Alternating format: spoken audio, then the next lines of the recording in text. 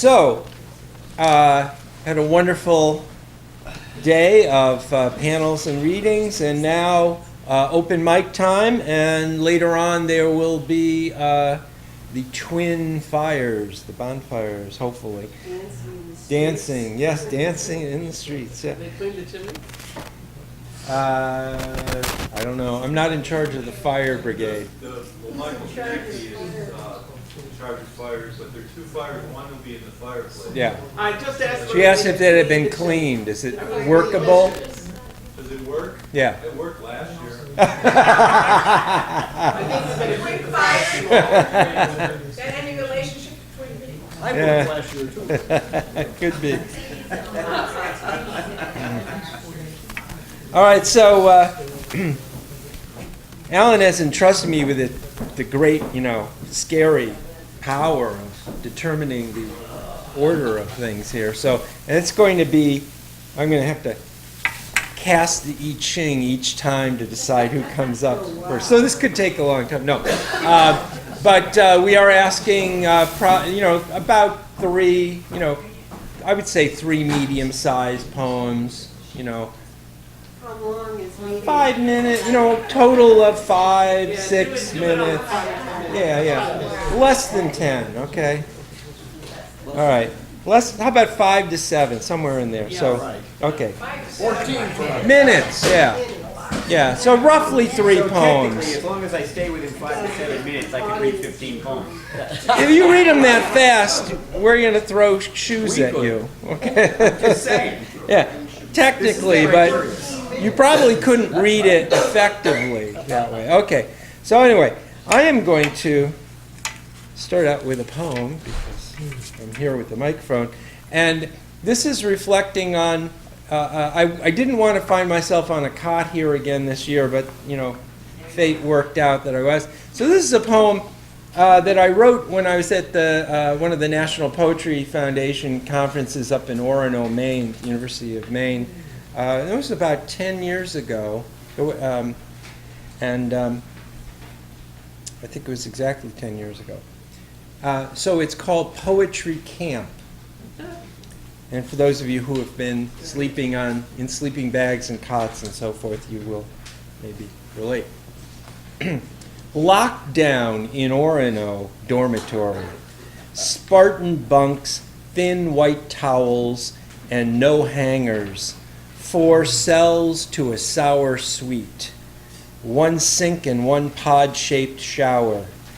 At the conference, we discussed Pound at St. Elizabeth, Beckett's Siege in the Room, Everson's CO Camp, Japanese internment camp poets, and Huack's Hounding of WCW, not to forget Kafka's Parable of the Door. Then, after cash bar and open mic readings and more cash bar, we return to our nightly acquiescent incarceration, fumbling with the codes that allow access to outer door, middle door, inner door. And I gather this is so we can experience the monastic life of Castilia, practicing the hierophantic mode, hermetically sealed, till dawn's rosy fingers free us, and we drown in love's sweet song. So at least we don't have to deal with the combination locks and all that here. So our first reader is Bob McDonough. And I'm not going to, we all know each other by now. I don't think there's any need for intro. So Bob. So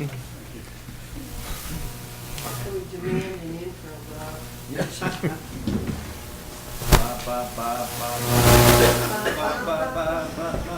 This is a poem in the tradition, but way behind Coleridge's Dejection Ode or Yeats's Circus Animals' Desertion. It's called Dry Humping the Muse. It's a hard grind. She doesn't even say she has a headache. She just lies there, polite enough, face set and a little smile, and she lets you try.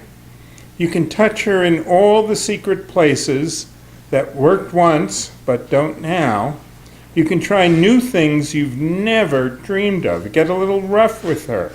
She doesn't mind as long as some things are clear. It's not her fault. She'd be perfectly willing if you could, and she won't fake it. Sorry, she says, straightening her clothes. She doesn't want to hurt your feelings, but if you've forgotten how, she can always find someone else. This is a famous photo. I'm sure some of you have seen it. A picnic in France in the 30s. Photo by Lee Miller. Elements of Eden here. Good food, wine, nature, good-looking men and women. One, Nush Eluard, the caption tells us, has even rolled down her dress, leans back on her hands to offer her breasts to the sunlight sifting down through leaves.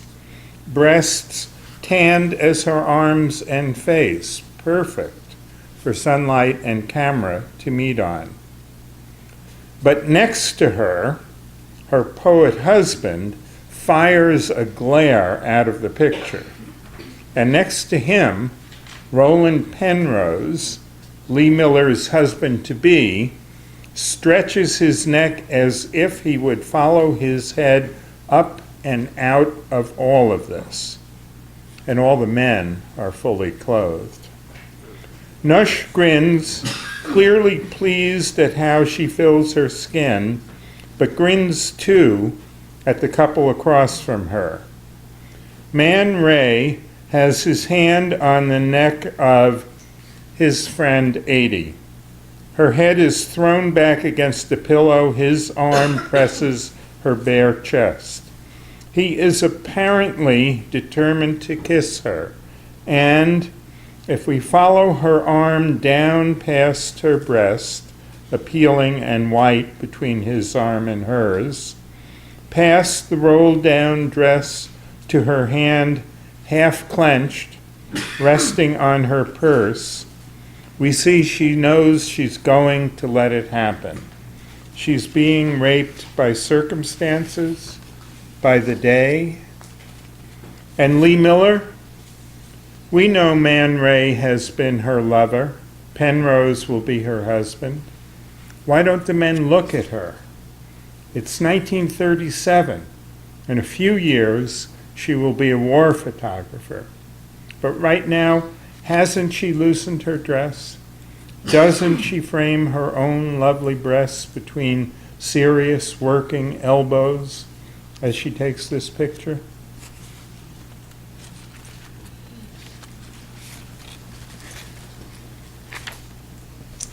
Well, this is a heavier one. I don't think I need to say anything. Read it. Bonnie's daughter's funeral. The wind is not kind, eddying about us, tearing at the royal blue canvas, stretched for brief shelter over the grave, rushing away at random much of the rabbi's hard, sweet words. Many are here as Bonnie and Aaron's friends, not having known Bibi, old enough to have been her parents. We have counted our own children, called them at college, or listened to them breathe in their beds, and now make bold to love what was Bonnie's, come as we can to lose her daughter with her. Men no longer own black ties, and this must be Bonnie's mother, and Bonnie's hair even now remains a bright flag to life. We will carry our trivial thoughts right to the edge of a grave, but here at least we know them. And it comes as easy as anything can here, that the rabbi says Bibi died a pure and perfect rose, now in the hand of God, and always to be with her family, and then rounds hard upon us, telling Bonnie her womb has betrayed her, reminding us all our days are as grass. Left outside this terrible comfort, many of us can scarcely imagine belief. Bibi is somewhere out of this wind, beyond our guesses and fears. Thank you.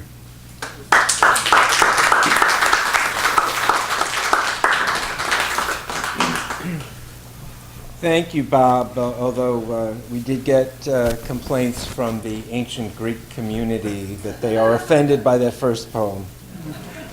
I'm just passing it along. Okay.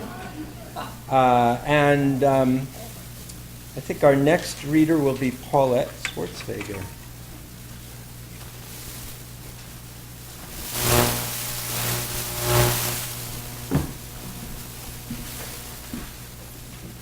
So I'm going to start off with a poem that actually got published on, that got put on the blog. It was really interesting when I got the email that this was going to be Pilgrimage, because I've been working on a new chapbook that uses icons and imagery from my own background. Anyway, so this is sort of an anti-prayer prayer, if you will, and it's sort of invocation. It's called Let Us.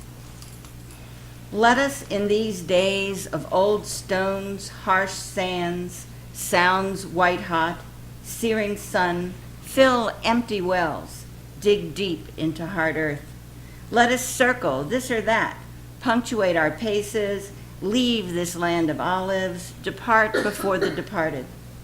Let us be pilgrims uncovered, pray against Allah or Yahweh, seek our own light in these ruins, hide under crumbling arches, paint new languages, scar our souls into mosaics. Let us silence songs from our ancestors, plant wild wheat, find new waters in lands undiscovered. Let us take our own gods by force, baptize ourselves with our own hands, lie together on foreign soil, in tent or yurt, under open sky. All right, which is weird, because I had just finished it and I got that email.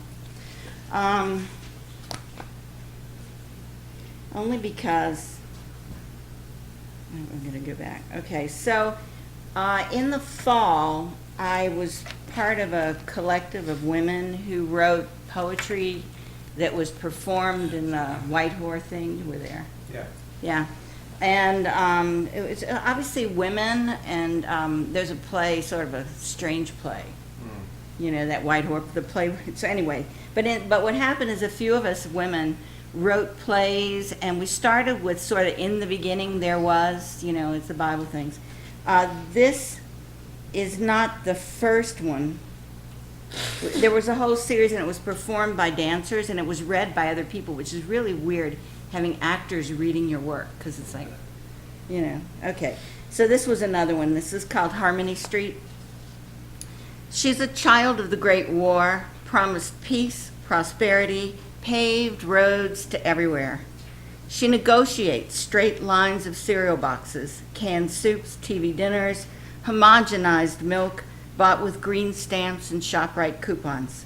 She slips in and out of mother clubs, Tupperware circles, Avon dreams and church bazaars, sponsoring modernity.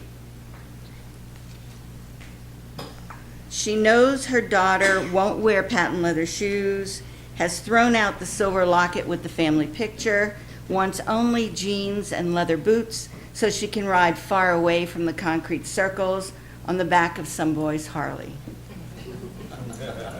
Another kind of, you know, religion. Sorry, well, the Tupperware religion, the ShopRite coupon religion, okay. Okay, and this last one really has nothing to do with what we're doing, or maybe it does. Anyway, so I wrote this poem a while ago for someone who's here, for Dwayne. So just sort of after a conversation we had a while ago. And it's going to be in John's Joe. Mojo, is that his anthology? It's, you know, another Joe poem, but it's different. So it's called Joe Becoming. It had been a hard year without companion or guide, traveling distant roads, facing down storms. Under August skies, Joe bathes in cosmic showers, burns hot as the asteroids above, falls into gravity and dark. He longs to erase hard lines of memory, to lose his name to some empty space, to pass it on without ritual or regret. His heart stumbles against the sky in fast-moving clouds as he waits for revelation or rain.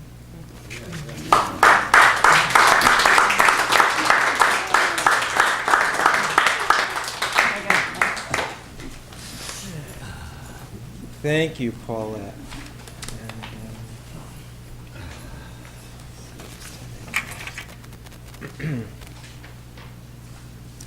And I think, well, how about Dwayne, since he just got called on?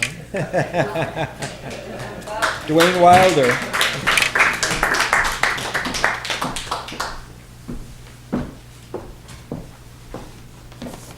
I'll read two poems.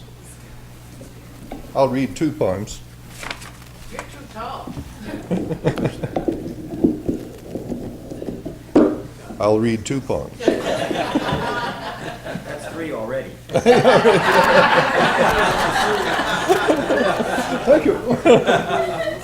The first one I chose because of my comment this afternoon during the workshop about a poem needing to stand on its own without special knowledge.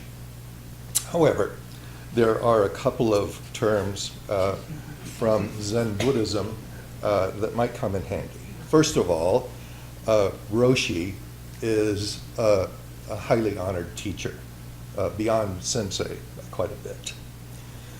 And the zafu is the round cushion that people sit on during meditation. And I believe I mentioned the tan, which is a platform that the zafu sits on so that he's not down on the floor while everybody else is up on their tans. So, the fractal Roshi explores the bardo. The fractal Roshi mounts the golden zafu facing the Buddha altar.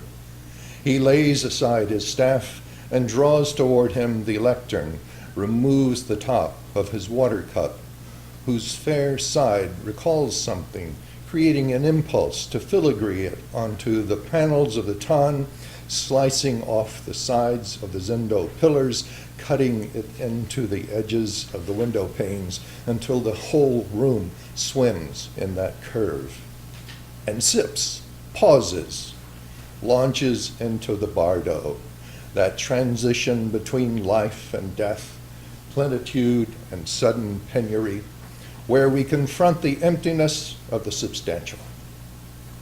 Patterns fly from his lips as he speaks, bubbles containing bubbles, forming arrays of semi-bubbles inside, nothingness outside. Each boundary a perplexity of predicaments, quandary alternating with enigma, revealing surfaces of choices, pocked with instances of void. The fractal Roshi proceeds with odd, subtle logic, steers through momentary clouds of dilemma surrounding all change, urging alertness, attention, urging alertness, attention, negotiating the bardo. He is far from where he has started, yet not so far. The fractal Roshi finishes, raises his cup, the upper curve of his lip matching. His spine curves with the lectern's stave as he pushes it away, akin to the swirl of his robe's skirts as he gyres off the tan. He prostrates before the Buddha, who is there, not there. Roshi and Buddha, between, not one, not two. And A few of you have heard this before, so I apologize for repeating myself, but I wanted to read this poem because it bears on how I present before you tonight. Pretty Man. The breath of satiny flow, almost liquid, occurs only once, when they are new, unfolding like butterfly wings from a repose never to be regained. Once they are open, you can only go on. Pull one up your long masculine ankle, feeling the gossamer's satin's unaccustomed, forbidden breath. Swishing languorously up your calf, learn how to flex the knee, getting its length up your lovely firm thigh, which ripples a muscle, responding to a new emptiness in your gut, down at its base. Pull the kiss of satin up your long leg, let its lacy top finally clasp the depths of your thigh near your male center, now surrounded, confused by feminine signals. You are caressed from toe to ecstasy. Now the other one. The man of you breasts out of its banks, flooding uncontrolled through your body. In the void of your guts is a prisoner kicked out of jail, suddenly naked in a public place. This is yours. These are yours. You have made them so. You have bought them in delicious surreptity to put on your legs. Satin and lace for your loins, high-heeled shoes gracefully spare to tempt you with dances as you slip them on your suddenly beautiful feet. 2. Your body sings undeniably, unacceptably, and the man of you bursts against levees and wrenches out well-known forests, bewildered at your luxury. The beauty you did not know to be you thrills through you. Your undeniable hand glides along your thighs, exploring a world enfolded within an unknown feminine that is you. Can these be yours? Your mind? This erotic and flooded domain? Your ankle? Your thigh? Your hand tenderly on your racked belly? Surely you're revolted. You have only just put them on, and now? Move now to rip, to tear out the deniable, still yet deniable. Perhaps you do not stop your hand from this, and lurching out, you are free of freedom, gasping back in the comfort of worn jeans, nubby old shirts, your boots. But your body hair will forever feel your clothes now, remembering when you were embraced in a lambent delicacy you did not know was of you. Surely you were intrigued. You have made them yours. These fine clothes are yours. Not you, but discovering you. Raiment, intuiting soul. So long known, so denied. So long known, so denied. Your leg, no longer simply yours. Your face, now transmutable. Your midriff heaves with birthing you into some primal void of not knowing, into dimensions voluptuous, taboo, now made undeniable by your wonder. Fasten a gold chain round your ankle. Decorate your eyes with colored powders, an art learned in flipped glances walking through department stores. These are yours, these colors. The hand trembles in the carnal drama. Breathing comes in leaps, a hint of rouge darkening subtly there on the cheek, paint narrowing the mouth, fulling the lips, teasing from the fine masculine features, their fine, potent delicacy. Into their holes place tiny flickering weights on your ears. This forbidden man, what will he do? 3. Onto the street, my thighs whistling past one another under their satin caresses, Hips loosen their obdurance, long an emblem of masculine sincerity. Relaxing, I nestle within another sincerity's nurture. The air blowing across my blouse, up my skirt, flirt with my legs, reaching its fingers through my hosiery, tickling. Walking along, my heels clicking on the dark sidewalk, toes and ankles just held by thin straps. Here is only balance, no surety except in moving. Lead at the hip, ankle forward, showing its beauty, a step, a wobble is all right, balance. The high heels throw hips forward, the lower back arches, sending buttocks out urgently against their silken restraints. In this silent world of night and possibility, wanting encounters and hilarity, privacy and quiet, I get into the swing of it. I make this mine, occupy it thoroughly, finding a new integrity.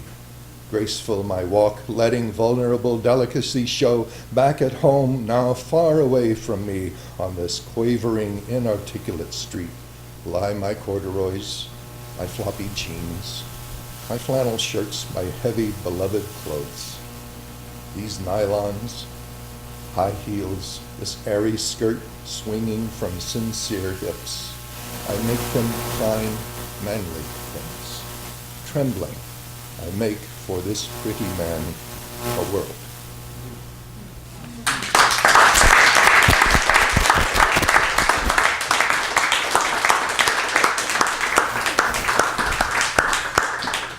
Thank you, Dwayne. Helen Ruggieri. Actually, we're together. You're both, okay. It's Helen and David doing a joint reading, okay. We'll let Abbott and Costello. Vaudeville show. You should be so lucky. Really, we're gonna do, not haiku, but senru, which is like a haiku, only instead of being about nature, it's about human nature.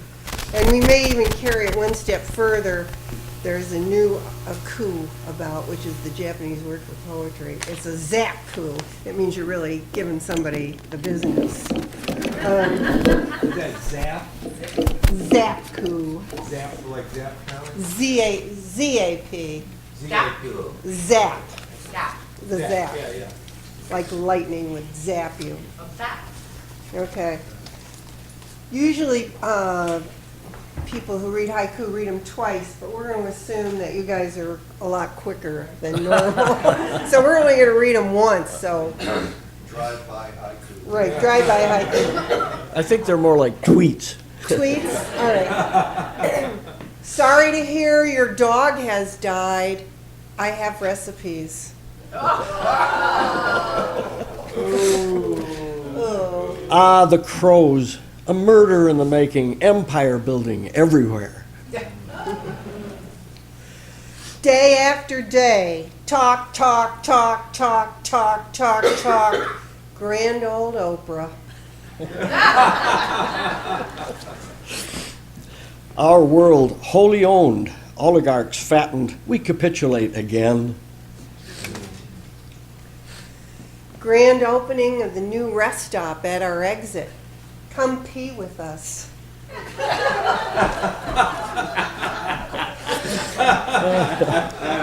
What else? 5 to 7 minutes.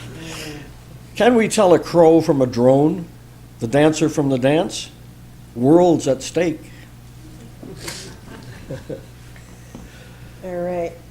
Ozone, ozone. We don't need no stinking ozone. This is a linked pair. Yeah, drive that great big SUV through that big hole in the ozone. Okay, I'll do a link pair too. Loud voices in the waiting room, no cognition on the price is right. All of the media voices crash the silence and block cognition. Cows come to the fence to look at my shoes.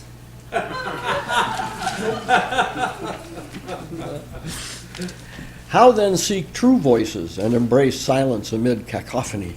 Should have gone after Oprah. To understand war, share a driveway with new neighbors. Corporations run the country and then they make the news. Avoid it. The CEO speaking to the factory workers. We're all in this together. I just make more money.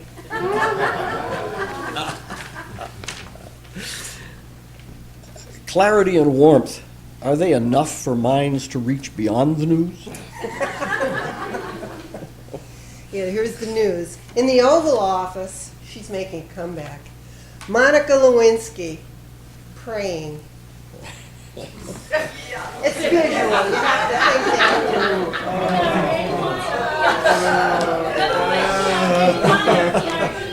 P-R-A-Y, or I like P-R-A-Y too. I thought you said craning. I forget where I was here, but I don't think I said this, did I? The cosmos speaks, but can we listen? If we can, what then? Connection? This is an oldie but a goodie. I loved it. In California, unmemorizing his lines, Ronald Reagan.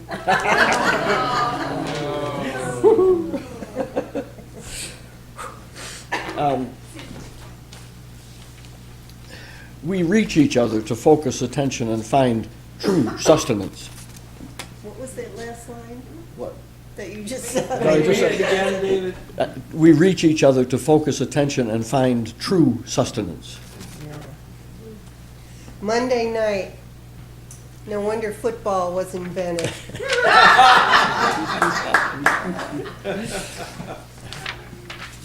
Our ship of fools sails every day to lead us to community? Emails waiting from a bunch of yahoos.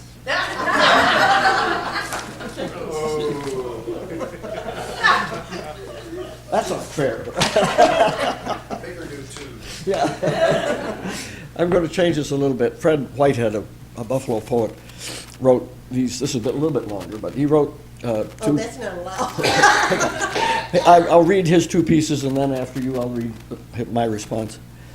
My temple has no walls, and the wisest men I have ever known have remained silent, but for a single word, listen. And he wrote correspondence. The gift of life is so completely baffling that everything I attempt to write about it makes total sense and is 100% lunatic rambling at the same time. The look on my face is one of somebody always expecting a dispatch from the edge of the universe. My fingers permanently curled from gripping the pen of spontaneous response. That's Fred. Fred Whitehead. Arnold Schwarzenegger almost makes a haiku by himself.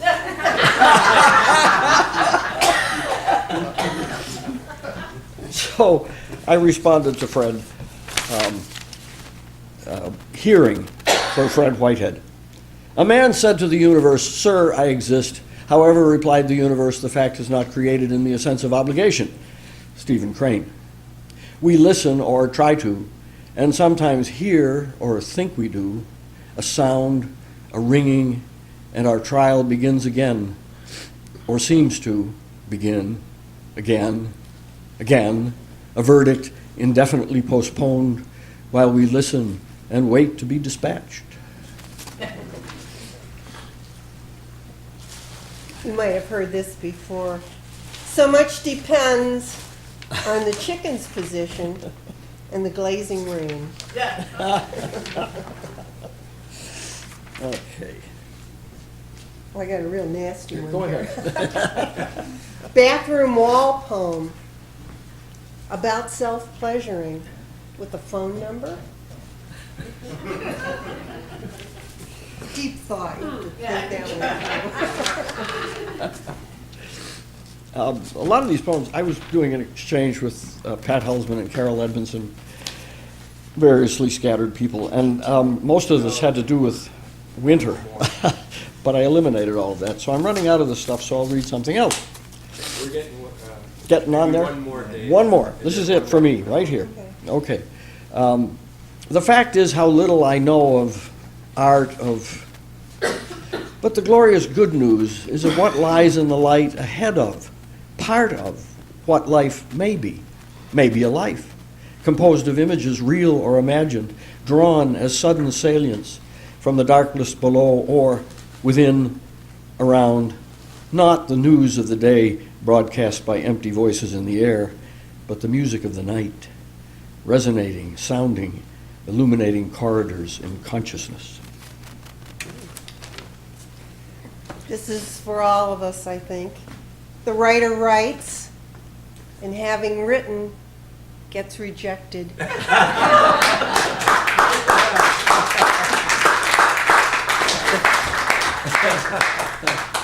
Oh, okay, who's going to follow up for that? Wow, yeah. Boy. There's only one person could follow that, Ricky Zuckerman. Get the full Buffalo contingent here. Thank you for letting me come up again. Okay, is this in the right place? Yes. Probably. That's my first poem. Okay, no. I had picked out some things, but then hearing other people, I picked other things, which is why open readings are difficult for me. The Senru, it's the only one I've ever written. What? There's the Senru too. This is Senru also. And for those of you who thought I only could use monosyllabic words, I did say appropriation early. This is called plagiarism. I borrow your poem. Let me try that again. I borrow your poem. Before you can yell, "Stop, thief!" the world thinks it's mine.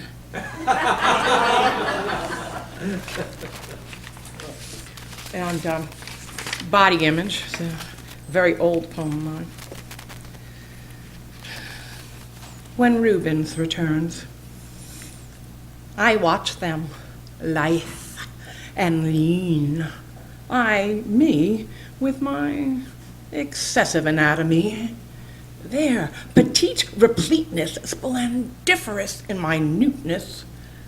Are their waists really the size of my ankle? But they don't know.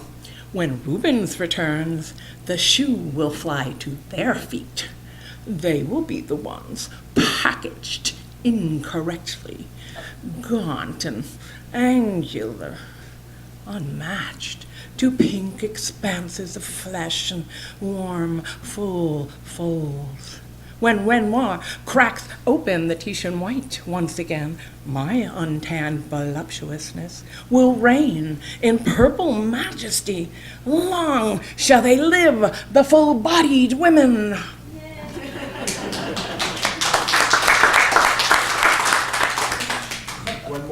One more. This is a poem by a local Buffalo poet who would be well suited to this event. His name is Peter Sidlecki. I heard him read this, and then I went right up to him and said, "Can we have that for the upcoming issue? It fits right in." So this is from Earth's Daughters, Dancing on the Edge, which came out last year. A cat named Yeti.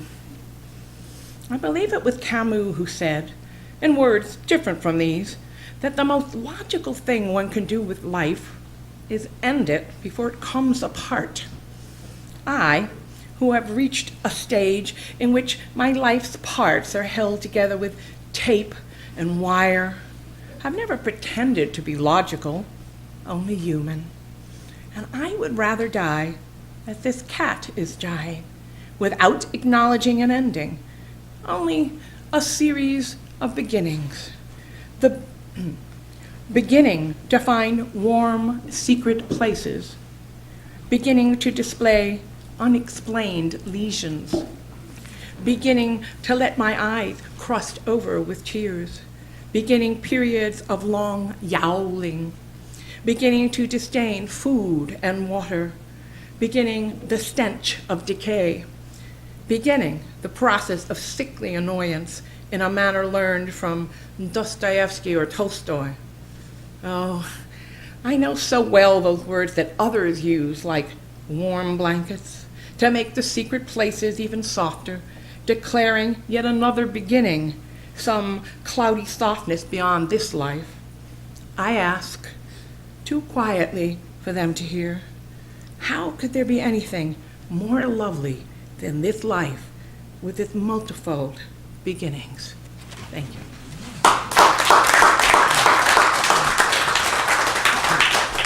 Thank you, Ricky. And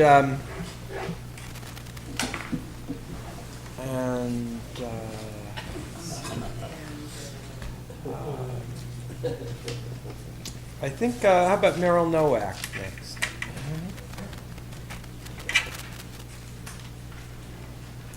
Well, I have copies for everyone who gave me a card last night, and if you still have a card, it's not too late to give it to me. All those blank cards you gave us? Yeah. I didn't know what we were supposed to do with I them. never I got didn't know either. Too late now. Who did? I- I could use that. Oh, I didn't know. Anybody else who gave me a card? Yeah, Meryl, over here. What were we supposed to go on the card? It's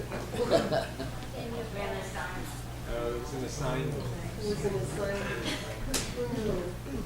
No.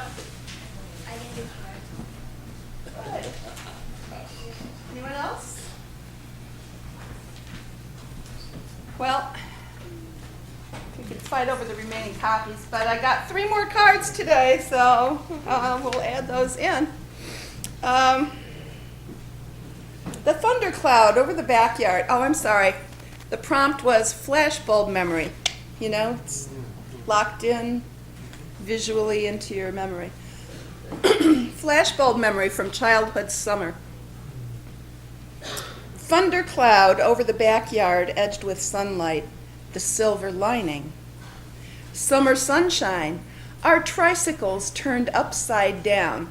We made ice cream, feeding grass into the fender, turning the petals with our hands, an imaginary feast. Rough and tough Amy, the only girl amongst 3 brothers, riding shirtless on her girl bike, hands strong on handlebars, pink with streamers, along the gravel road. The 1938 hurricane tossed trees onto Dorchester Pond. I, 1 year old, remember, though they say, impossible. It was okay to be topless at age 2, splashing in water the dogs would drink. Spring, and I was sick, and my father took me for a ride through 1950s Flatbush to see the azaleas and Gil Hodges' home. When you blink your eye in the dark, and the eye flashes that silvery half moon, what do you call it? What do you say? The schoolyard was small and paved with ashes. One small boy sat on the curb and wept. I'd hide in the hammock wrapped around me like a cocoon, hiding from grown-ups, hiding from the world, and I burst out at last. I was still a caterpillar. Energy licks the vine web of every leaf above me as I run outside, having a flashback, realizing memory sprints and perception stints. She threw her shoes out of the car window from the VJ parade. Rationing was in effect, but she threw her brother's too, so he wouldn't miss the fun. When Woody broke his arm for the 3rd time, this time in a simple slip to the sidewalk, I saw the fragility of it all, except in a growing stubborn determination. Summertime, and off I went out of hot and sticky New York City to the Catskills to camp. Innocent days, except for the boys across the lake who weren't so innocent.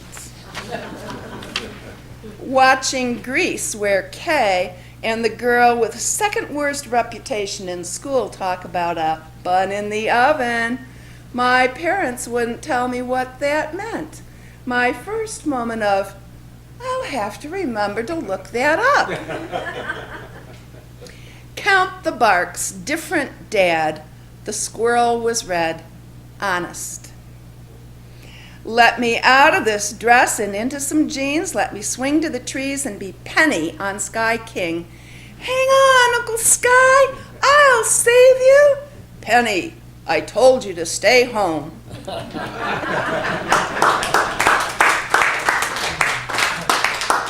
God, Sky King, I haven't thought of that in years.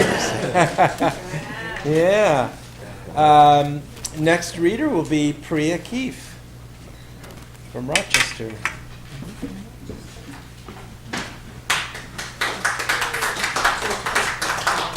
I don't usually read on my laptop, but today I have to. So the first poem I'll read is the one that came to mind first when I thought of pilgrimage. Maybe it says something about my definition of pilgrimage that, like, it seems to be, it's about journey, but it's also about destination. You know, there's Mecca. And so I found myself thinking about the opposite of pilgrimage. And so a couple of the other poems that I picked were about drifting. But maybe that's not really the opposite of pilgrimage. You know, maybe that's just the between space. That's part of it. Anyway, visitation. I am making the trip alone. I learned a long time ago to be practical, prepare for the future, to see negative space. Leaving the city, going to spend 1/2 my savings on becoming a better poet. I watched tree swallows fly around a maple, backs green and beetle shiny, bellies white as waves. Behind them, a swallowtail butterfly tags along like the neighborhood kid. Late, but somehow I make the 1:30 ferry. 2 dragonflies board too, large as fingers, shimmering green and blue in the back of my car. I don't believe in signs. Slender Mount Baker on one horizon, Mount Rainier with white robes on the other.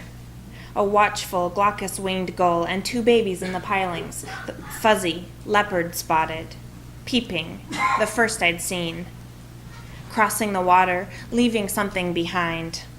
My journey getting shorter or longer, I didn't know which. On the other side, an osprey and an eagle floating.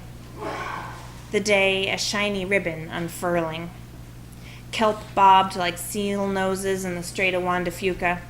Herring jumped, scattered silver wake. In the deep, dark woods, a girl who loves fairy tales and beasts who grant wishes. And then I loved your question, John, about who gives us permission to speak at all. So I think maybe this next one is about permission. What got you here? I wrapped myself in bubble wrap from the pelican's throat and floated on rainwater through city streets. I spared no change. Disbelieving ghosts, dreaming of flying. A newspaper scraped 2nd Avenue on a Sunday afternoon. Birdsong poems. I've howled across canyons I could not name. My tongue was fur. I wove a boat of love and leaving. I sang a new climate into being.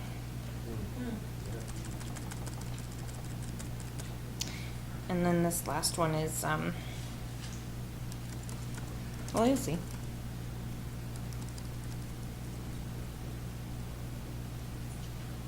I guess when I think of the word pilgrimage, and I really like the word and I really like the theme, I think of certainty. And then, but most of my poems aren't about certainty. So anyway, I left my kin at an airport, a cornfield's edge, a curb. A sudden heavy rain helps farewell. Why is it so hard this time? It's hard every time. But now I am, and I just woke up and realized how I haven't gone to class all semester. I don't know how to calculate how behind I am. I can't write about a New York rooftop, stars muted like jazz trumpet. I can't write what it's like to belong for more than a little while. Someone keeps raising the rent on this body, and one day I will be evicted. Or I will leave, trailing my burden like a comet's tail behind me. Will I be free? I can't write about what it's like to be brave. One day I heard a voice, do the thing that scares you. I go to Lindy Hop, open mic. I try navigating without the GPS. Growing up, we had a black and white TV. You turned the channel with a knob on the set. Ka-chunk, ka-chunk. Now I press hard on the remote, but it doesn't make that sound. Thank you.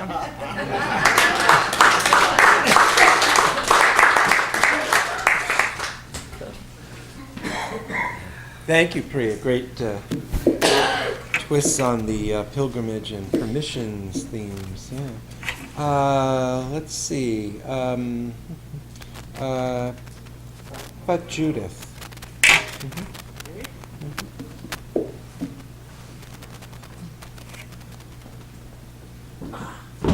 I think I can stand up for 3 poems. Yeah.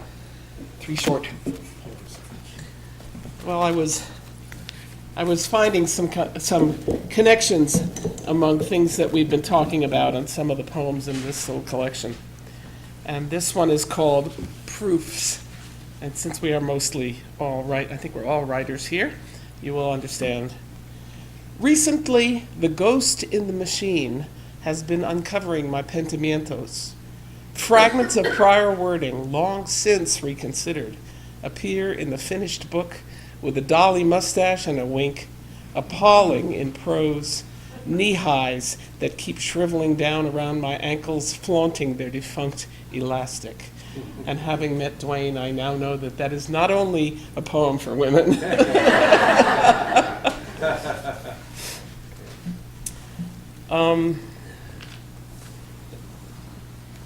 This is a found poem. It's called Exceptions. Whirlpool, shown. White, auberge, tea rose, tea, porcelain, rice, or black. Sorry, no porcelain, rice, or tea in women's sizes. Tea, shown. Whirlpool, white, pelican, or black. Tobacco, shown. Storm, angel hair, white or black. Sorry, no storm or angel hair in women's sizes. Grass, shown. Surf, sea salt, peony, tobacco, white or black. Sorry, no sea salt or peony in women's sizes. Storm, shown. Surf, sea salt, grass, tobacco, white or black. Sorry, no grass or surf in women's sizes. And the only haiku I've written, I don't know if it's a haiku or a senyu actually, that I really like, it's called English Teacher Haiku.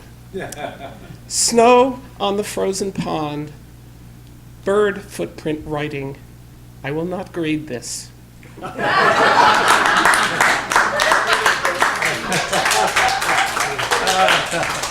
Yes. And our next reader is Jane.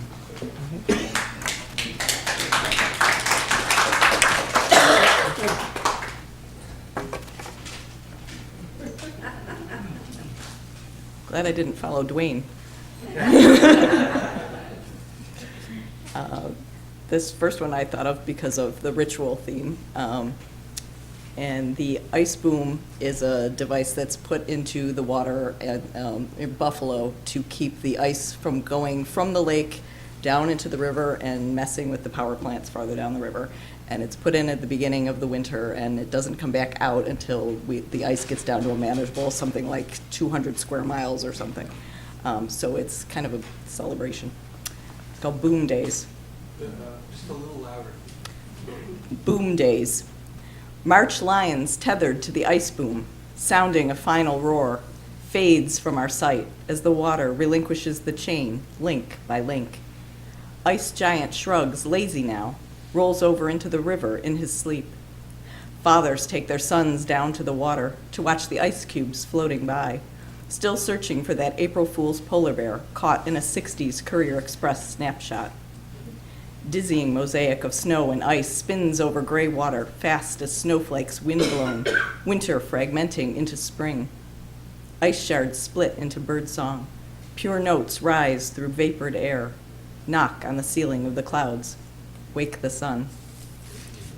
It was always a tradition with us, with my dad, to go down, and he would call the ice floating down the river the ice cubes.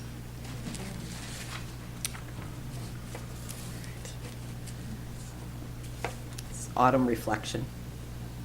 Leaves don't fall, they are pushed off the branch by new growth underneath, growth that rests dormant through winter, gathering wisdom and strength, then bursts forth anew in new, green spring.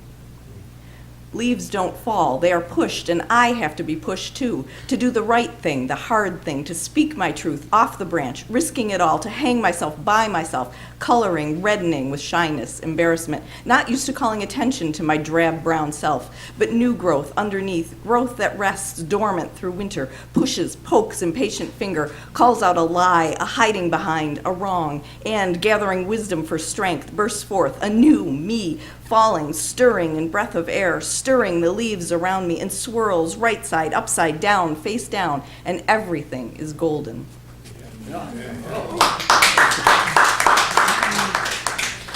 Wrote that after doing something that was really hard for me, which was expressing my opinion about something I wasn't happy with. And it all came out fine. And I thought I'd read this one since I talked about it in the panel. This is the poem that was based on the fire art work. Fire art, it was the work by Earl Dion, the Mohawk artist. It's a wood burning art, and he calls it fire art. And it was a picture, a scene, and there were like Spanish mission churches, and there was a great stone bear in the center who was dancing, and you could there was carved through his chest was figurines of people, and you could see the scenery behind it through the bear's chest. So it's two worlds. The river once talked to my ancestors, as did the trees, standing ones, and the winds too, telling them where to move and when, where to find the four-leggeds who would lay down their robes that we might live. Wisdom in the four directions, in the stones at our feet, bringing together fire and water, earth and air, in the womb of our grandmother. Grandfather talked to us in the sunrise, sent the winged ones as messengers, sang us rainbows, and all the world breathed as one. The spirit road bridged the night sky, path to the old ones. We were one with our relations, complete. Then the strangers came, talked to us as children, brought us to their ways, and walled us in. Boxes, the only star they knew to look upon, post and transverse, marked their sacred spaces. Confined. Outside, for them, was nothing. Void. With their ways, they took away the sky. They stole away our tongues and taught us theirs, so the only beings in the universe our offspring could speak to were their offspring, deaf, dumb, and blind themselves to the blessings of creation. They chopped down the standing ones and hunted our brothers. They left us this sterile wasteland that cries out to us.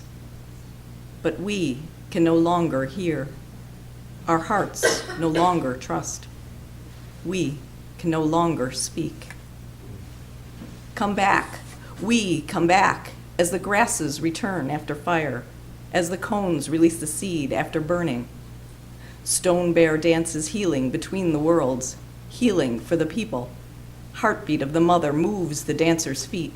Drum rhythm echoes in Stone Bear's chest, moves his paws in time, dancing. The dancers spin, beads and elk's teeth talking together, feet finding the old prayers, feathers nod, yes, this is the way, and the worlds turn sunwise in Stone Bear's chest. Old one, born of the mother, your heart songs move the mountains, stir the winds to life. The walled-in boxes crumble, just shadows now, empty. We bring the others with us, outside, those who seek, who will listen. Hand in hand we dance, the wild holds us to heart again, free. Thank you.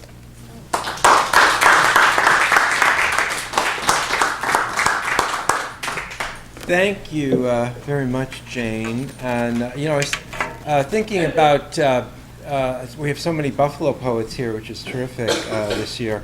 And there's, in September, I know Ricky's involved with it, they have the 100,000 Poets for Change. Are they doing that again down at the? I think, I don't know if they're doing it again. Yeah. It was just Buffalo. Yeah. Was the And it was down at the harbor. first one, David Landry started. Yeah. It was down at the harbor in the Silo City, in the old silos. And I invited you. Yeah, it was quite interesting. I hope they do it again. I'd like to get some folks from Rochester to come down. Okay, also from Buffalo, let's see. Oh, I don't see. Stephen, you weren't on the list? I thought you were on the list. Let's see, I didn't bring too much poetry here, and I was, let's see. Well, I'll give you a second to look through, and then I'll call on someone first and then come back to you. So how about Leah? Yeah.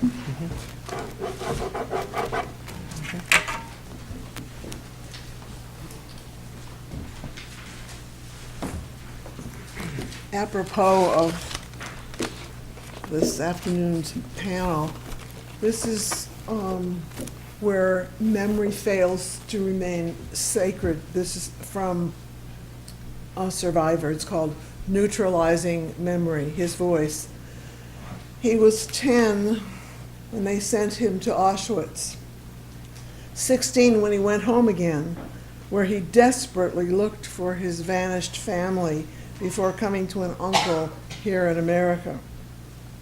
He is 63 when he takes the trip from Philadelphia back to Prujani's stately cemetery, where his Bubby and Zadie's gravestones are not, because the Germans used them to pave their new roads. And the formidable school where he so loved to learn is actually a shack. The huge skating pond over which he gleefully glided, factually a mud hole. Now he worries. Even Auschwitz wasn't as awesome as he remembers. The blocks not torture chambers, the guards not monsters. The crematoriums no more than Bavarian outdoor bread ovens. The dead not as anonymous as the desecrated gravestones. And what with all the people on this planet, his wife, his children, his grandchildren, he actually still is that war orphan who barely survives. I have a second book of translations from the Yiddish forthcoming. This is by Israel Emiat, it's okay, who spent his last 20 years in Rochester. It's called Hour of Sadness. Can you go closer to the microphone? Oh, I'm sorry. Okay. Hour of Sadness.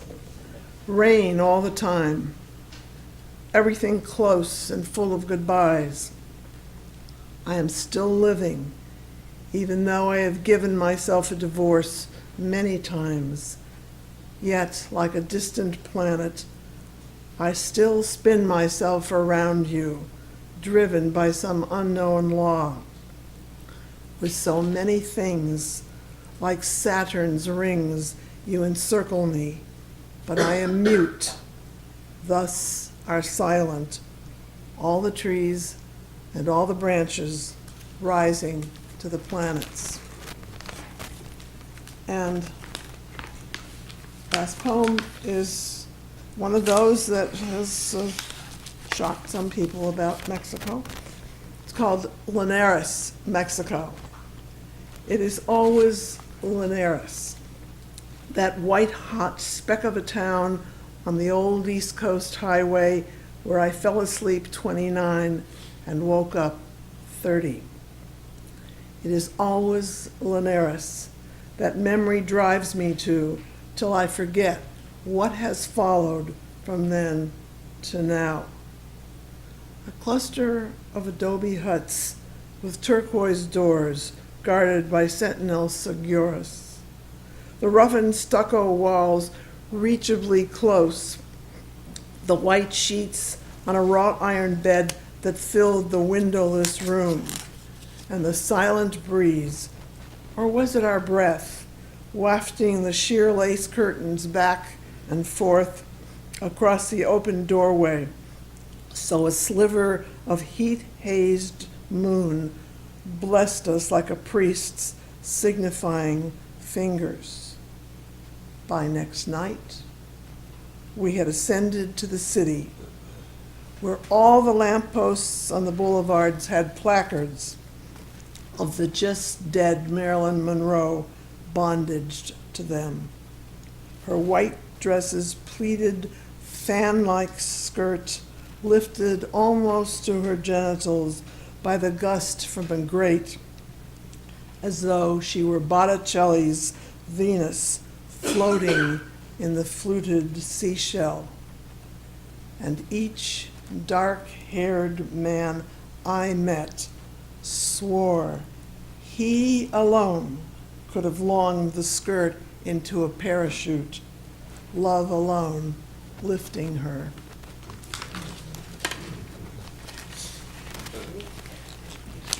Whoops. Get up. Now, if she doesn't drop all this on the way back to the couch, all will be great. Okay. Thank you. Thank you. Okay? Yep. Okay. And the Yiddish poet Israel Emiat that Leah mentioned is also one of the poets, along with a number of poets here, who are on Poets Walk, the new celebration of poetry in front of the Memorial Art Gallery. And Kitty Just Pay said that there are now, Writers and Books has finally produced some nice little pamphlets that show you where, if you're walking around, where to find them and to get your cell phone and listen to things. So I think you can get those at the circulation desk at the Memorial Art Gallery. So quite a few people that were at the conference are represented there. Okay. Hmm? Oh, Stephen, sorry. Yep. You found it. Good. Okay.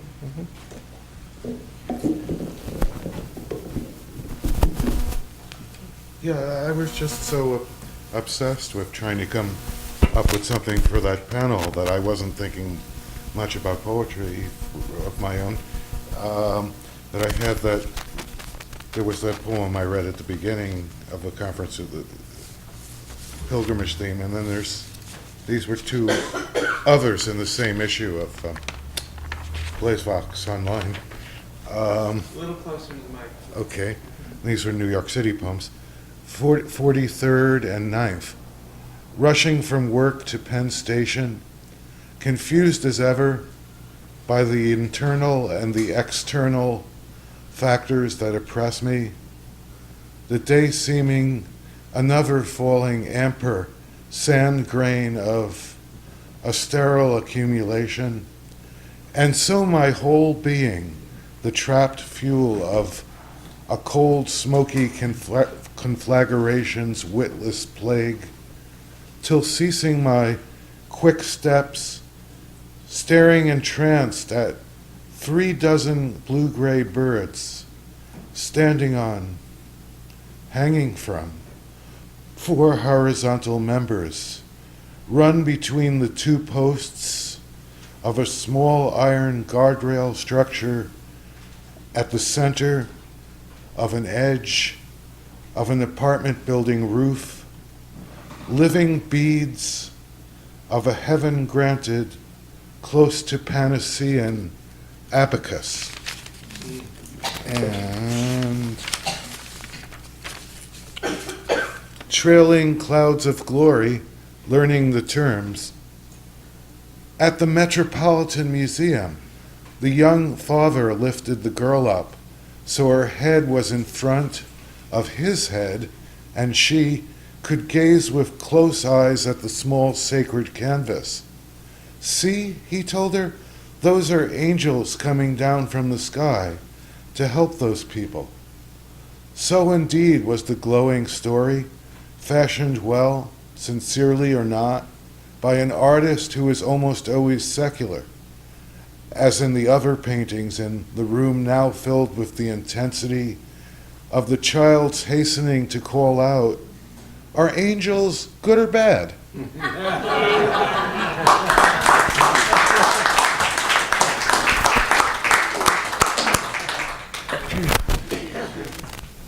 And Martha Treichler, please.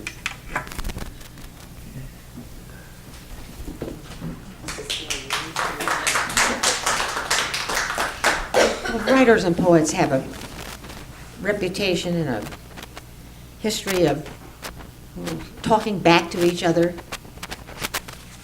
I'm no exception. Dead or alive, I had conversations with them, but this is a conversation with Nathan Wolfe, who, for probably some of you know, is a scientist. Nathan tells us, in our bodies, human cells are outnumbered 10 to 1, and there is more. Phages, the most abundant life form on the planet, inhabit each of us by the trillions. Professor Wolfe, I say, who are you to tell us that bacteria digesting our food, running our immune system, fighting off deadly germs, are not human? I accept mine, they are me. I am a community working together, fighting each other. Professor Wolfe, teach us to help all our cells, microbes, viruses, to live together in mutual satisfaction. Tell us how to be oneself together.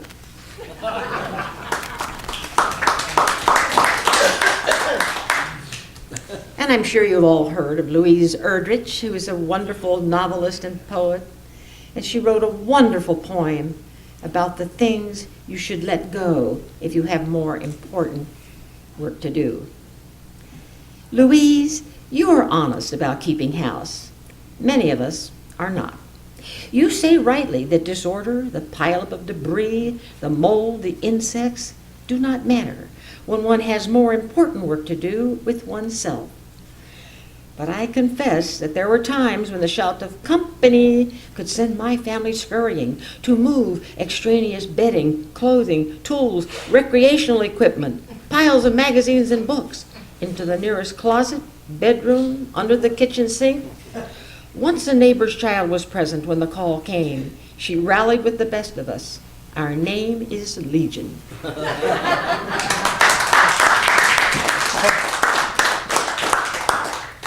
Thank you, Martha. And how about Martha Deed? We did do a double Martha. Now we see how John's line works. Or does it work? I too have a book. I'm very pleased to thank Michael. And I have been listening to poems, and what I want to do is to read some very short poems that kind of respond in some ways to some of the things that I've heard.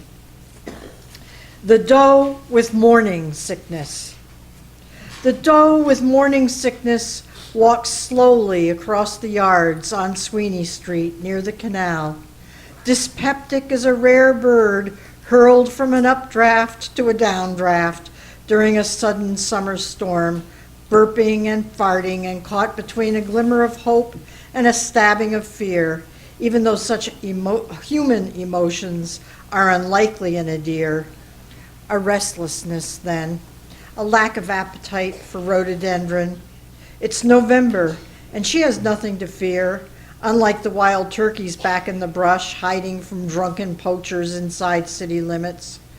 Her fetus, scarcely noticed yet, so recent the rape, hasn't laid eyes on him, in fact, the buck that did it, the buck that companioned her for months, acted like a friend until his antlers grew and shed their velvet, then wham bang, and left her to wander frosty yards alone. Sad. This is my Mother's Day poem. 19 double-crested cormorants at Wellfleet Harbor, September 11th, 2012. 19 tests of a mother's love, ugly as sin, serpentine necks, beady eyes, ungainly liftoffs, that they nearly walk on water does not redeem them. Black as coal, they sit like drunken chickens on rocks or rafts, common as fleas. I could go on, but I'm a bird lover. And this is my Acadian poem for Michael. The plover and the woman with painted toes. And this, by the way, was at Seawall. The long-haired woman with painted toes is running barefoot across the gritty sand of Seawall picnic area during peak migration at Acadia. She is showing her tiny son the fun of the run, chasing a solitary, semi-palmated plover.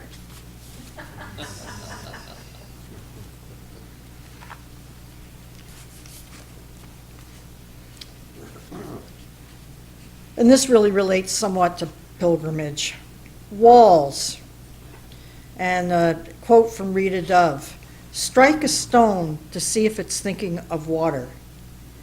You ask, does one strike a stone to see if it is thinking of water? There is no need to ask. It is not thinking of water. Rather, it is contemplating Jerusalem's wailing wall, its cousins roughly stacked with empty cracks between them for the pilgrims' prayers and ill-considered wishes of curious tourists for whom it is a Jewish wishing well, while a newer wall winds through the holy city, across the sea, a metal fence snakes across another desert, protecting a nation of immigrants from Mexican cacti, like a home builder who intrudes upon a forest, objects to bears and snakes, complains of urban sprawl, and tries to kill the deer and geese that preceded him. The stone lies where the glacier dropped it. The stone that cannot think of water cannot wage war on other stones or gaze stone-faced at a hungry child. Thank you.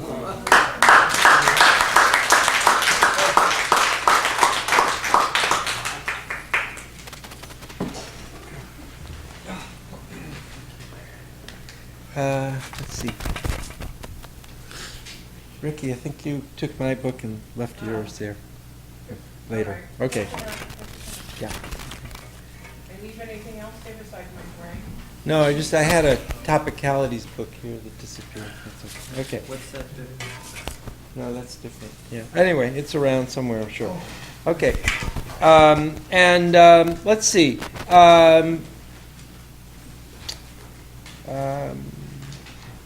Sorry. How about Mark O'Brien? Piece. Oh, thank you. Yeah, okay.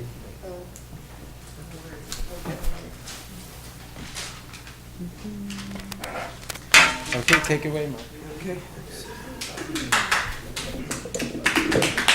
Thank you. You may want to take that back when I get. Take it back now. Cowboy Planet. In memory of my brother James R. O'Brien. We commit your soul into the hands of our Savior. At mountain's foot falls away the desert. A month since you left this horse opera. Constellations still there in the sky. Throws a switch hundreds of miles down the road on a sunny path. Some snake coils up. Even the mountains stood away. A stone in the grass looks up. Don't you worry, he says. Thoughts are still new to me, but I'll catch on. Soon enough, I may run for office. God loosed the stone and it fell up. That's a beautiful story, except the last bit. Romantic, you replied. The sort of things people do when any and all words give them pleasure. But then I was grateful for myself for the vagueness, and I did not press farther. For an argument with a stone is a tricky thing to be rolled away. You can sing if you like. I don't mind, he replied. You always read Louis L'Amour. Oh, no, why you gotta go? I said, Louis L'Amour. Oh, brother, why you gotta go? Survived on cream of wheat and books all the way down Highway 1 to the edge of the Baja Peninsula. Stomach crashed at the border. That's his old kit there. Had an old knapsack, too. Threw it in the back of the bug. Said it made a clunk when it landed next to the stone. You was grateful that way. You was graceful, too. I was grateful anyway. Only lunatics and Navy SEALs carry rocks around in the desert. Which one is you? I sang an old spiritual to myself, that favorite American hymn, when the road is cold up yonder, I'll be scared. A snake twitches. Constellations begin to shake.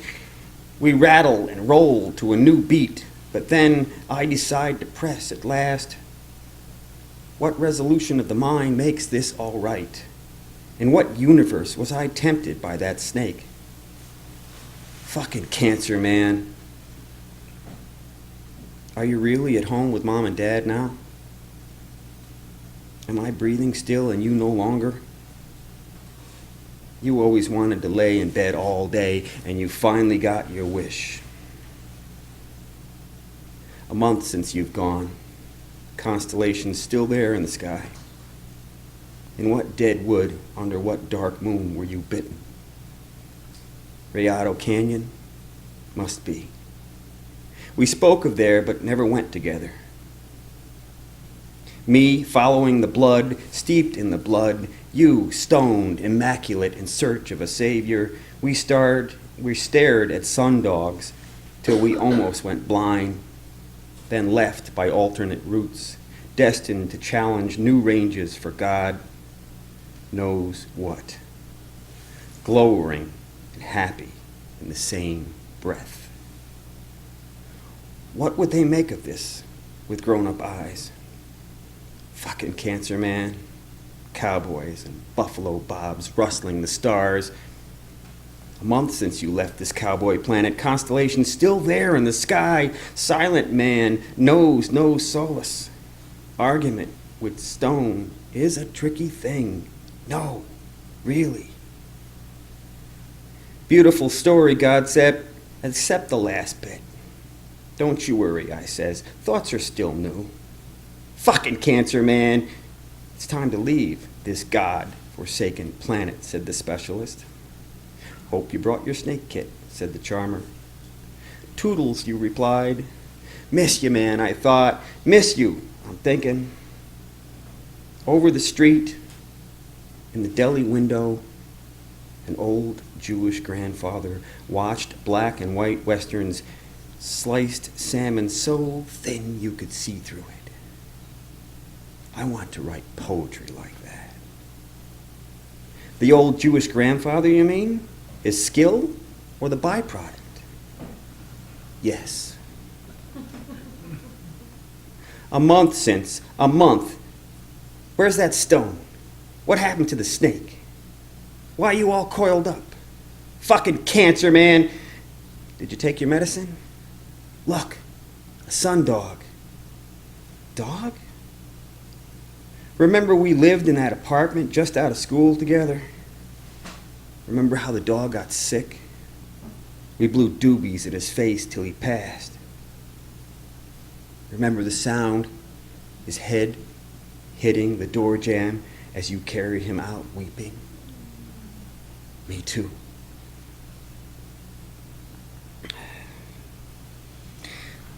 One more. I don't want to end down that note.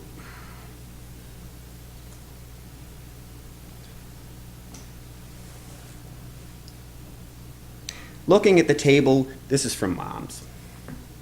Looking at the table to keep the memory of it living. There being no hedge or fence around time, you can go back, have what you like. You can be the child that was, dipping at the well of remembrance. You can still feel how it felt, as though you were yet small. Smell the soup, watch it ladled, taste the mutton with your nostrils now. All those people are still alive, some leaning back with their eyes shut, smiling, some speaking with mouthfuls full, laughing. And you are sitting in your mother's lap. Thank you.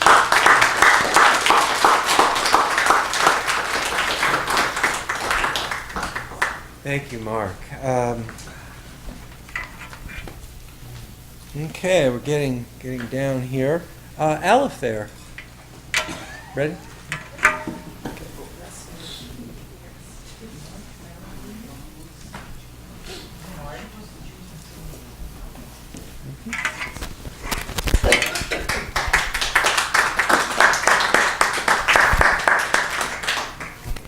Thank you.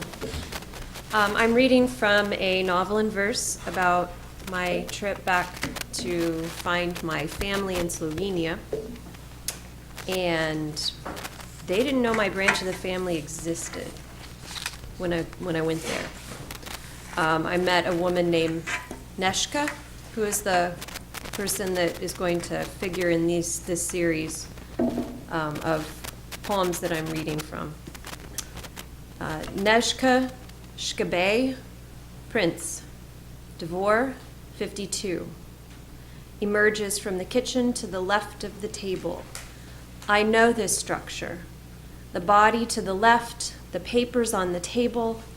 I am the drawing board, still not knowing. Tonight she will tell me what I didn't know. Not Carolus Shkabe, but Carl Shkabe.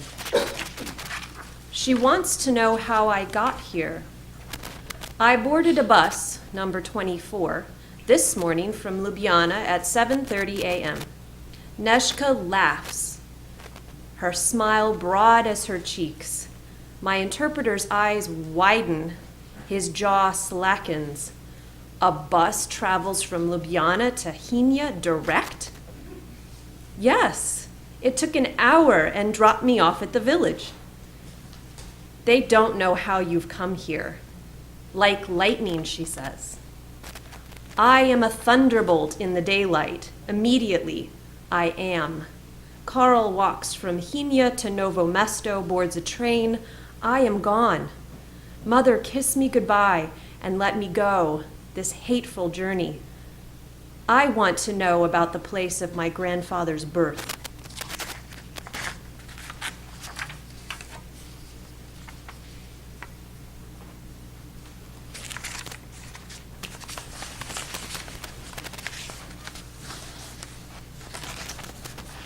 Sorry, I didn't mark this. I'm going to read to you Neshka's story of how she came to be the youngest daughter of my great uncle, who was the last remaining one in Slovenia, who didn't know that we existed. Neshka's story. 1. How does one save a country annexed, communist brethren, rebel fighters, and the Roman Catholic Church, whose priesthood colluded with Austrian rule for perks, colludes with Nazi gee, I'm sorry, I spelled that wrong. Colludes with Nazi Germans who invade the region. How different from the Austrian rule. To give back over to those who held sway with their guns and bombs, waltzing in 1, 2, 3, 1, 2, 3, selling their fascist regime. Save my people, preserve our land. Give us some place to keep our culture. This is the voice of an oppressed who have lived under dominant rule before. Give us our children, give us our names. Leave alone our silent tongues and wounds. The boys fight for a nation. They are not named. They too died in the war. They are not named. Names of the church supporters are carved into marble. Commemoration stands outside the steps of the Roman Catholic war effort. Communist boys fade away. 2. The night of the bombing, each family escaped to the church to seek refuge. Overhead, the Allied cut through the sky. These events preceded Neshka's birth. The straw roofs burn, the limestone walls crumble. A couple in Zverch did not arrive in the church as expected. They must have heard the bells calling them to town square, to the lime tree where they danced on their wedding day. The husband catches himself, looks to the door. His wife is pushing the frame. She reaches a hand to clasp his own. He pulls her into an embrace. They are bound. She cannot think. Go to the door. Go out in the open. Oh, shelter! She would duck under the table now. The sound growing louder, emerging from the distance, the planes flying low, a sound they cannot escape. Bodies found, marred by the blast. Which city is worth resurrection? 3. The muskrat dives into the water, the current streamlining her face as she plunges deeper. Coming back for breath, she has resurfaced nothing. She has not reached the earth beneath the water. She dives again in search for truth. Out of breath and unsure now, she comes to air.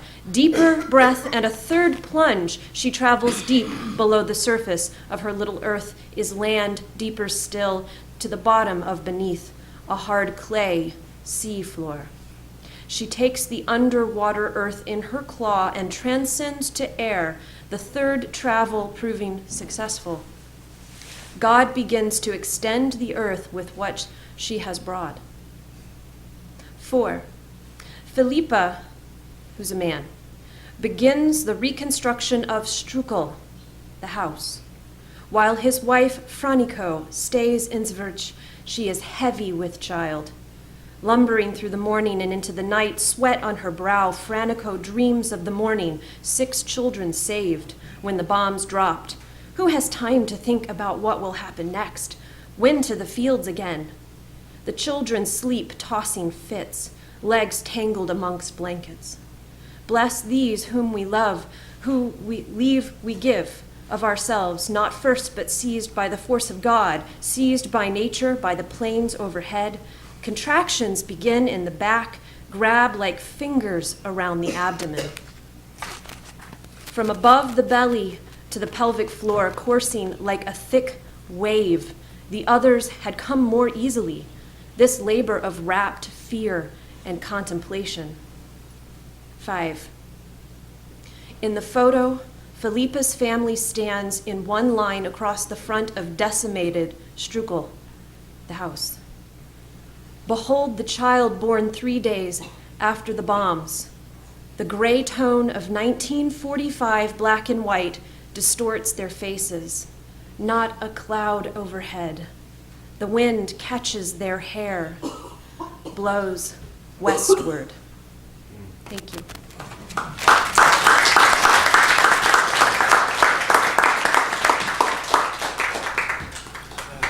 Thank you, Alifair. Okay, we're getting down here. I'd like to bring up Crate Jury.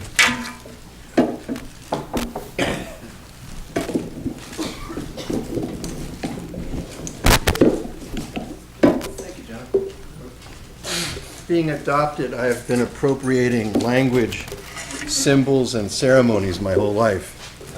And I've enjoyed these panels a lot in the discussions afterwards.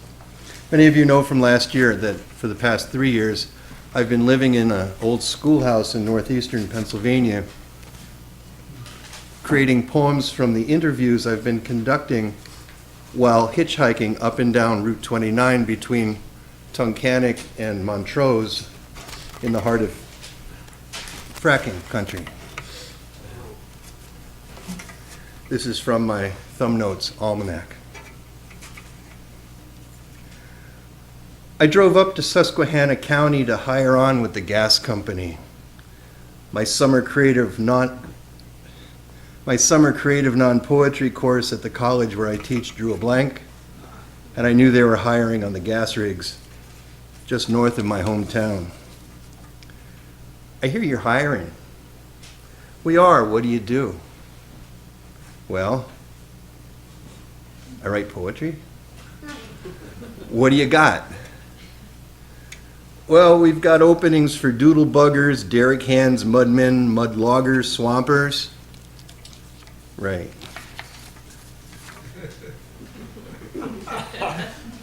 From 1979 to 1984, I lived in the old coal town south of where I grew up, writing poems from the tailings of the mines and the people of the mines. I developed a kind of poetry that was hard and dark like anthracite, masculine as rock drills and blasting caps, foreboding as sinkholes and black lung. I wanted my poems to document the broken earth tones and the tones of voices that resemble each other in the aftermath of a brutal industry. Gouged earth, gouged people.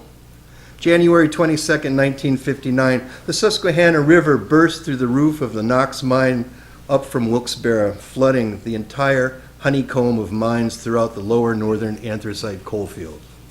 12 miners dead, thousands of miners out of work forever. I was 7 years old. Within 5 years, our textile industry had moved south for cheaper labor, thousands of mill workers out of work, or moved out of the region forever. I inherited the black star hole through each one of these window panes.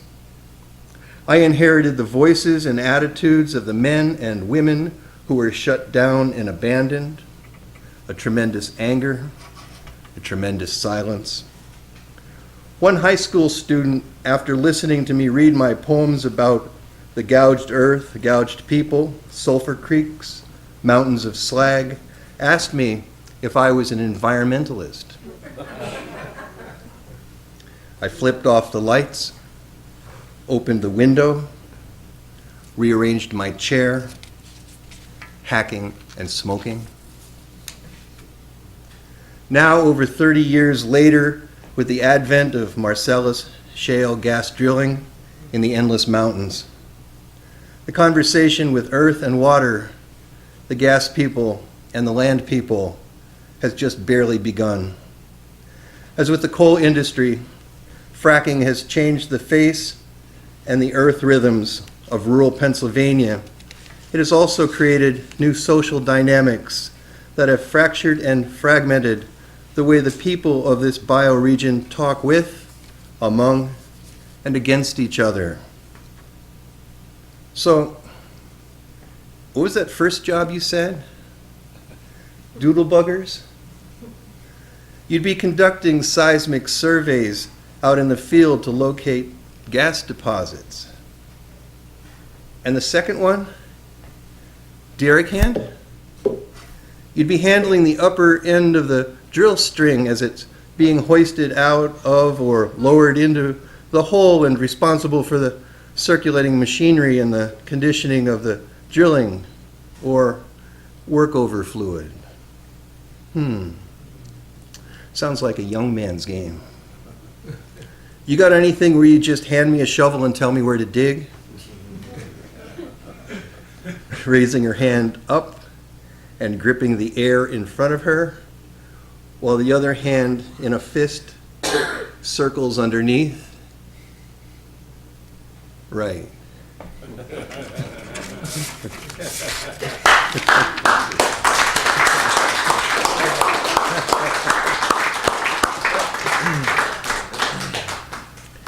Okay. Michael, do you want to read a couple more? I don't have any with me, they're all. Okay, that's okay. All right, can we have a round of applause for Michael, who's just done so much and bringing the books out here. And I have only one name on the list here, which is someone else who needs a round of applause, Alan Casline. Yeah.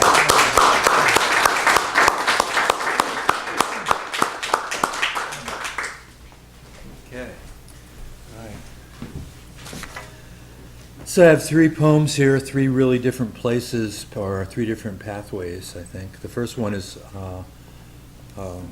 about a relic, and in my lifetime, this particular relic has time going for it. It hung around for many, many years, and what it is a candelabra with a very simple design, but one higher candle and then three along the bottom, and it had the virtue of giving off quite a bit of light, concentrated. And so this is the third candelabra poem that I've written. Are you talking to the microphone? Sure. So this is the third candelabra poem that I've written. The first one was about carrying it along a path at night and having the wind blow out the candles one by one.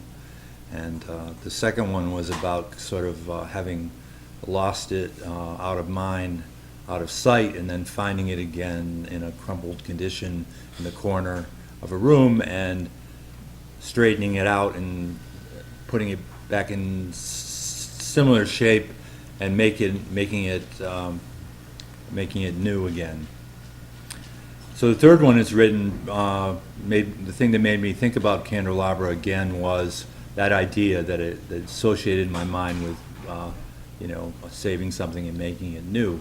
And we had this poetry corners at Smith's Caverns in Voorheesville, and for 3 or 4 years we would meet every Wednesday, varying group of poets, and it became pretty well known, legendary in our own minds, right? But it stopped happening. I think we got tired of each other, and some of our friends who we'd meet there died, and somehow it got into my head, and Mark O'Brien and I don't know, Edie, and the fact that here's this famous poets meeting, but it wasn't happening anymore. What do we do about it? All right, so we started meeting, and it's revived on some level. Michael went, actually, when he visited. He was a guest. Candelabra lost, candelabra found. After many years' service, the soft iron candle holder broke at a seam at the lower crossing point where 3 arms let out to candle holders on their ends, and the metal curved above to hold a candle high at an apex. A weld failed at the crossing point, defeated by the stress of joining and parting. One might say the candelabra no longer exists, not functioning in original form no more, pieces now. The candelabra had a life before the life we know. One day was new and on the party table of my father and mother, a dance party with lots of liquor, swaying to crooning baritones, with lush orchestras from the hi-fi, bowls of peanuts and hard candies, one-time Hawaiian shirts. One time Georgie danced with a lampshade on her head. I found it from storage in the attic. 4 candle power in practical sense was light enough to read by. Kept the candelabra for years, used to light my dwelling, one of the things I left behind when I had to move to more civilized parts. And the story turns and the candelabra is tossed aside, then found again and made anew, because I just cared to do it, and the metal was soft enough for me to bend back and shape close to the original, and to fulfill all the original purposes. Not sure, but I expect I'm the one that finally broke it. The very bendableness of invited adjustment led to overextension, breakdown from repetitive motions. Candelabra only in my mind, exists in heaven in pure form. Your light in harmony, 4 globes of radiation merged into one, reinforcing, overlapping, beyond language, your love light shines. Candelabra tied to my breath, and the wind blowing outside, made of different pressed metal, decorative forms pushed into your surface, found in an old trash pile, dumped down a country road. This is reincarnation. You move to the same table, matches light your candles. It is the same, but it is different. A different man, a different room, a different book to read. Candelabra. Next one is written, influenced by Cloudburst Council. It's called Marketplace at the Gathering. From a few hills down, his friends and town seek the help he needs to overcome chaos, to arrange, to initiate a song afresh. A profusion of outlook welcomes inspiration, yet working the known means you cannot listen for the new. Night frost melts, wet dewdrops hang, in morning air a gentleman stands, his cold hut newly thatched, thus he always begins his day. Yet once he heard a way out, music's objects of inner sound flow, unknown still elements, unite or separate, born to be able, yet there must be one at the beginning, some difficulty. The third one is some new mythology. I've done a few poems like this where I'm trying to write mythology, but not using any real, using archetypes, not using really literary reference or historical reference. So this is part of a pilgrimage journey. He looks out and sees a traveler approach. Ruler of the sun looks out from his golden throne. All roads lead to his earthly dwelling. All winds soar from his brow to reach the door to heaven. All waters spring from the ground under his sandaled feet. His servants are multiple as minnows in shallow pools, his followers as countless as pollen grains in early summers, his lovers as numerous as the jewels in his treasures, his guards as stout as tall mountain pines. The bow of Shiva leans on his throne, a bundle of arrows hold the astra ready at his hand, a supernatural weapon that can destroy all creation, exploded and burned like a world-sized bomb. He plays in his mind with the incantations that loosens destruction, ready always to discharge by mind, eyes, word, or a bow. Ruler of the moon sees another traveler look uphill towards his castle, all their flesh too weak for the arduous journey to his presence, all their eyes limited to narrow spectrum few, all their light dim compared to the brilliance of true sunlight. His servants see no better than others as he aims them by command. His followers live in ritual and rote, covering their self-pity with prayer. His lovers, like dogs, sniff the emotions he prepares. His guards as stout as great plains of grass. The weight of the stranger's pack pulls on his shoulders, rough wool worn coat and hat bundled tight against the cold. Having looked once ahead, the traveler keeps his head down. So long has been the journey, placing his feet absorbs his being. He played in his mind with meditation's golden flower, ready always to step in and out of the void. Ruler of stars sends his guards to help. He will talk to the man who has reached journey's end. They take him by his arm, support his weight, fortify him with hot tea and honey.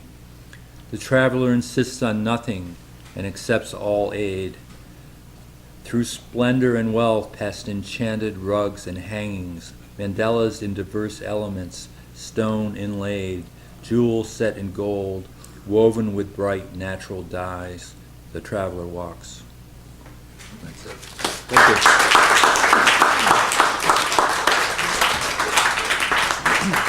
I was wondering if we could get another round of applause for Dave and Tom, who are doing the recording, and Jennifer. Jennifer is doing all kinds of things behind the scenes. Thanks so much. And of course, our chef. Where did Steve go? Probably to the kitchen. Yeah, well, a round of applause for Steve Lewandowski, our chef. Yeah.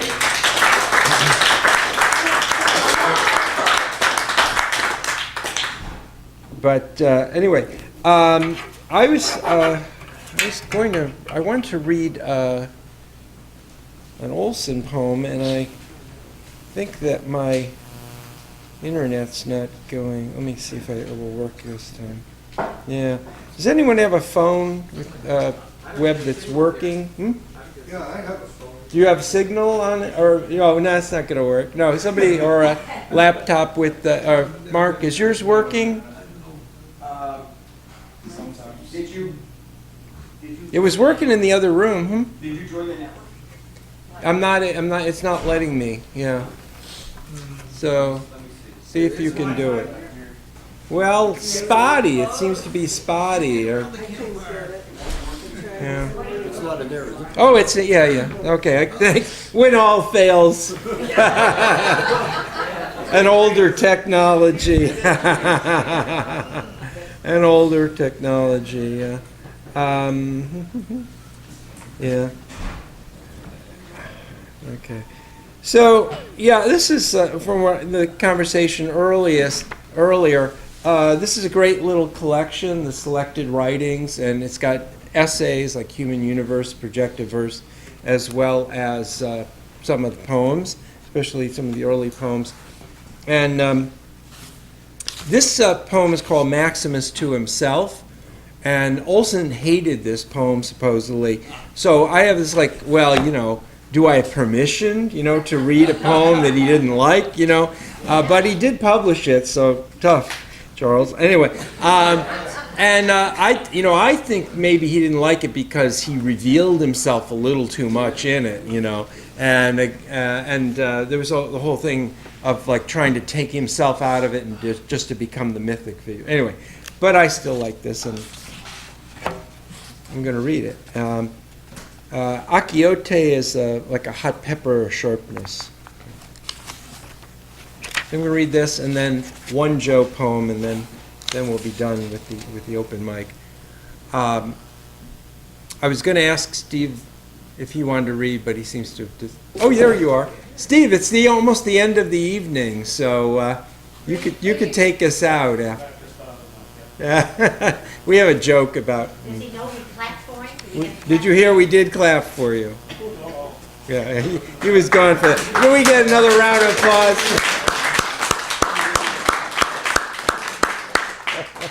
Apropos that we were clapping for you while you were in the bed. Yeah. Yeah. Well, we will keep the floor open if you do decide you want to read after me. Okay. Maximus to himself. I have had to learn the simplest things last, which made for difficulties. Even at sea, I was slow to get the hand out or to cross a wet deck. The sea was not finally my trade, but even my trade at it. I stood estranged from that which was most familiar, was delayed, and not content with the man's argument that such postponement is now the nature of obedience, that we are all late in a slow time, that we grow up many and the single is not easily known. It could be, though, the sharpness, the achiote I note in others makes more sense than my own distances. The agilities they show daily who do the world's businesses and who do nature's, as I have no sense I have done either. I have made dialogues, have discussed ancient texts, have thrown what light I could, offered what pleasures Dokiat allows. But the known, this I have had to be given, a life, love, and from one man, the world. He said it was Robert Creeley, but one man. Tokens. But sitting here I look out as a wind and water man, testing and missing some proof. I know the quarters of the weather, where it comes from, where it goes. But the stem of me, this I took from their welcome or their rejection of me. And my arrogance was neither diminished nor increased by the communication. 2, it is undone business I speak of this morning, with the sea stretching out from my feet. So, you know, yeah.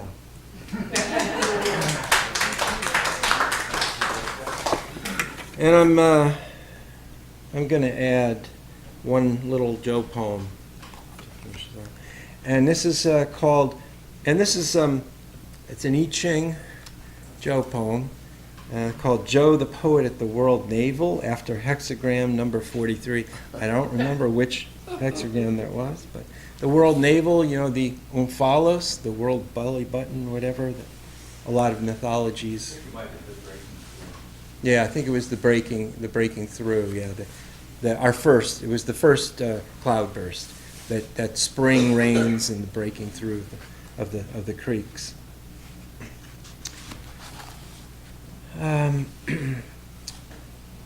Joe searches for the chosen spot, place of emergence into his own joyous lake.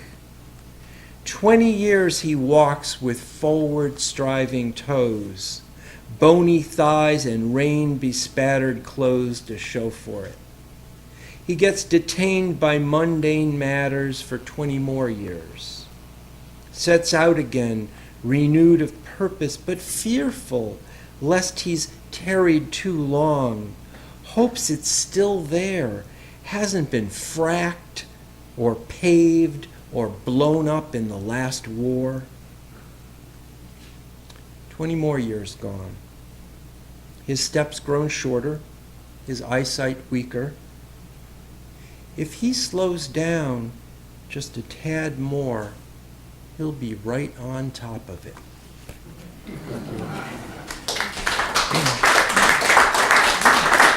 And Helen is doing the wrap-up, right? Mm-hmm. Do we want to take any break or just go right into the wrap-up? Right into